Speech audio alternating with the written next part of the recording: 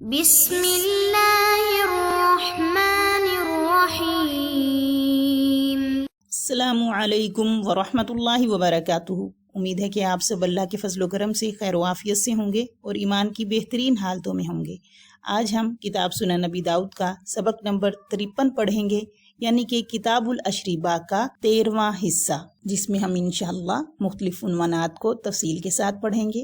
تو پہلے یہ باب دیکھیے، باب فی النفخ فی الشراب والتنفس فیہ، یعنی کہ پینے کے پانی میں پھونک مارنا کیسا ہے۔ تو دیکھیے، افضل تو یہی ہے کہ انسان 3 سانس میں پیے اور برتن کو منہ سے الگ کر کے سانس لے، اور دوسرا کھانے پینے کی چیز میں پھونک مارنا بھی جائز نہیں۔ اگر کھانا یا مشروب زیادہ گرم ہو تو انتظار کرنا چاہیے اور ٹھنڈا کر کے کھائے پیے۔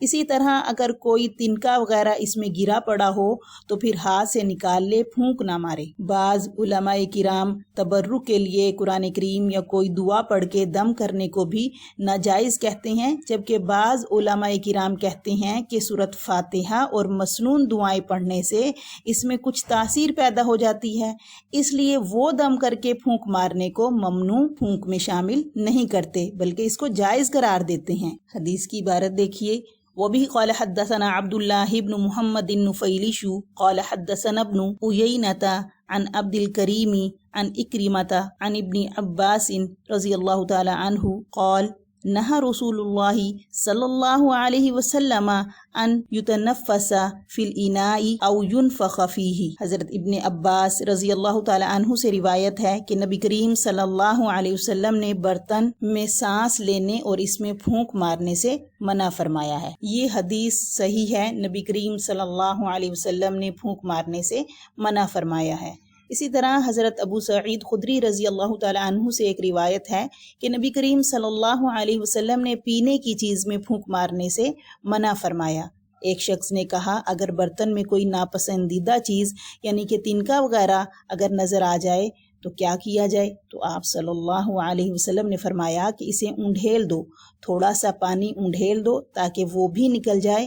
اس نے کہا، میں ایک سانس سے پیتا ہوں تو سیر نہیں ہوتا، یعنی میرا پیٹ نہیں بھرتا۔ فرمایا، پیالے کو منہ سے ہٹا لیا کرو۔ تو اس سے معلوم ہوا کہ برتن کو منہ سے ہٹا کر سانس لینا چاہیے۔ اگلی حدیث دیکھیے، وبه قال حدثنا حفص بن عمر رضی اللہ تعالی عنہ قال حدثنا شعبة عن يزيد بن خمير عن عبد الله بن بسر من بني سليم قال جاء رسول الله صلى الله عليه وسلم إلى أبي فنزل عليه فقدم إليه طعاما فذكر حيثا أتاه به ثم أتاه بشراب فشرب فناول من على يمينه وأكل تمرا فجعل يلقي النوى على زهر أصبعيه السبابة والوسطى فلما قام أبي فأخذ بلجام دابته فقال ادعوا الله لي فقال اللهم بارك لهم فيما رزقتهم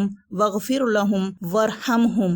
عبداللہ بن بسر، جن کا تعلق بنو سلیم سے تھا، فرماتے ہیں کہ نبی کریم صلی اللہ علیہ وسلم میرے والد کے پاس تشریف لائے اور ان کے گھر پر مہمان ہوئے۔ میرے والد نے آپ کو کھانا پیش کیا اور حیث، ایک خاص قسم کا کھانا ہے، اس کا ذکر کیا اور اسے لائے، پھر کوئی مشروب لے کر آئے۔ نبی کریم صلی اللہ علیہ وسلم نے پیا اور پھر اسے اپنے دائیں طرف بیٹھے ہوئے شخص کو دے دیا اور کھجوریں کھائیں اور ان کی گٹھلیوں کو درمیان کی انگلی اور شہادت کی انگلی پر رکھتے گئے۔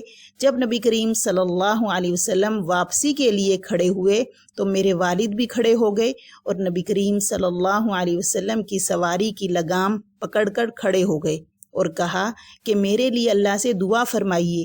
نبی کریم صلی اللہ علیہ وسلم نے فرمایا کہ اے اللہ، ان کے مال میں اور جو آپ نے انہیں دیا ہے برکت عطا فرما اور ان کی مغفرت فرما اور ان پر رحم فرما۔ تو دیکھیے، اس حدیث سے واضح ہوا کہ نبی کریم صلی اللہ علیہ وسلم نے کھائی ہوئی کھجوروں کی گٹھلیاں اسی برتن میں نہیں ڈالیں بلکہ علیحدہ رکھیں، کیونکہ نفیس طبیعت والوں پر یہ بات ناگوار گزرتی ہے کہ کھا کر گٹھلیاں اسی کے اندر ڈال دی جائیں، اور اسی طرح پانی کے برتن میں سانس لینا بھی دوسروں کو برا لگتا ہے۔ پھر مشروب پینے کے بعد آپ نے دائیں طرف والے کو یا پھر اصحاب فضل والے کی تکریم کرنا، جس طرح میزبان نے نبی کریم صلی اللہ علیہ وسلم کی تکریم یعنی عزت کی پسندیدہ بات ہے۔ اسی طرح اس حدیث سے معلوم ہوا کہ میزبان اپنے مہمان سے دعا کی درخواست بھی کر سکتا ہے۔ پھر فرمایا کہ کھانے کے بعد دعا کرنا سنت ہے، اور جو دعا نبی کریم صلی اللہ علیہ وسلم نے فرمائی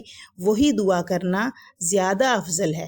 یہاں پر لفظ حیث کا جو ذکر ہے تو اس کے معنی ہے یہ ایک قسم کے کھانے کا نام ہے جو کہ کھجوروں وغیرہ سے تیار کیا جاتا ہے۔ اگلا باب دیکھیے، بابو ما یقول اذا شرب اللبن، دودھ پی کر کیا دعا پڑھے، اس کا کیا حکم ہے، یہ انشاءاللہ اس حدیث میں ہم پڑھیں گے۔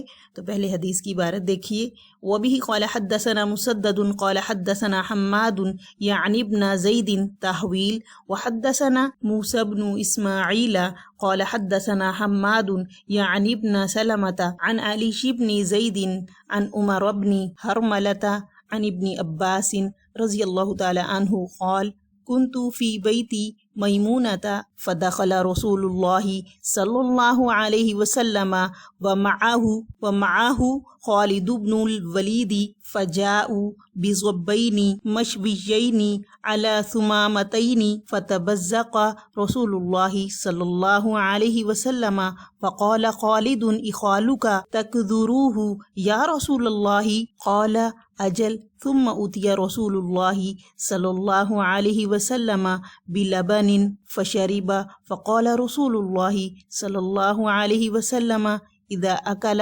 أحدكم طعاما فليقل اللهم بارك لنا فيه وأطعمنا خيرا منه وإذا سقي لبنا فليقل اللهم بارك لنا فيه وزدنا منه فإنه ليس شيء يجزئ من الطعام والشراب إلا اللبن قال ابو داود هذا لفظ مسدد۔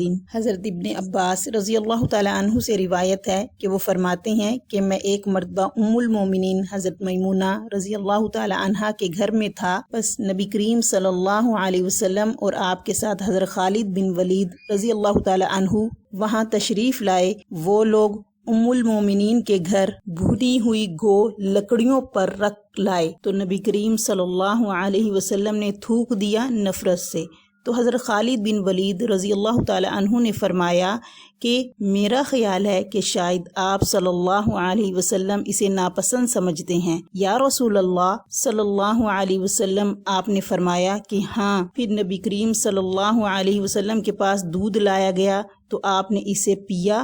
پھر نبی کریم صلی اللہ علیہ وسلم نے فرمایا کہ جب تم میں سے کوئی کھانا کھائے تو کہے اے اللہ ہمیں اس کھانے میں برکت عطا فرمائیے اور ہمیں اس سے بہتر کھانا کھلائیے، اور جب کوئی دودھ پیے تو کہے اے اللہ ہمیں اس دودھ سے برکت عطا فرمائیے اور اس میں ہمیں زیادتی عطا فرما، اس لیے کہ کھانے پینے کی کوئی چیز ایسی نہیں جو دونوں کی کفایت کرے سوائے دودھ کے۔ امام داؤد رحمۃ اللہ علیہ فرماتے ہیں کہ الفاظ مسدد راوی کے ہیں۔ تو دیکھیے یہاں پر حدیث میں جو آیا ہے فجاؤ بِضَبَّيْنِ مَشْوِيَّيْنِ عَلَى سُمَامَتَيْنِ، یعنی کہ وہ لوگ دو پتلی لکڑیوں پر بھونی ہوئی دو گو لے کر آئے تھے۔ پھر آگے فرمایا فَتَبَزَّقَ رسول اللہ صلی اللہ علیہ وسلم، یعنی یہ ایسا ہے کہ جب آدمی کے سامنے ایسی کوئی چیز آتی ہے جس سے طبیعت اس کی نفرت محسوس کرتی ہو تو اس کو متلی سی ہونے لگتی ہے،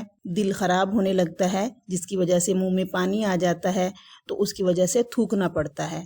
تو یہاں بھی ایسا ہی ہوا تھا۔ یہاں یہ ہرگز مراد نہیں ہے کہ نبی کریم صلی اللہ علیہ وسلم نے قصداً اظہار کراہت کے لیے تھوکا ہو، اس لیے یہ بات اس حدیث کے خلاف نہیں ہے جس میں یہ ہے کہ آپ صلی اللہ علیہ وسلم نے کھانے کی چیز میں نہ عیب نکالتے تھے نہ اس کی زیادہ تعریف فرماتے تھے۔ اسی طرح کھانا کھا کر اور دودھ پی کر دعا کا پڑھنا اللہ کی نعمت کا اعتراف کرنا ہے اور اس کا شکر ادا کرنا ہے، اور پھر دودھ اللہ کی ایک خاص نعمت ہے جو ایک مکمل غذا ہے۔ تو احادیث سے بھی ثابت ہے کہ ذب کا کھانا جائز ہے۔ اگر جائز نہ ہوتا تو آپ صلی اللہ علیہ وسلم حضرت خالد بن ولید کو بھی منع فرما دیتے۔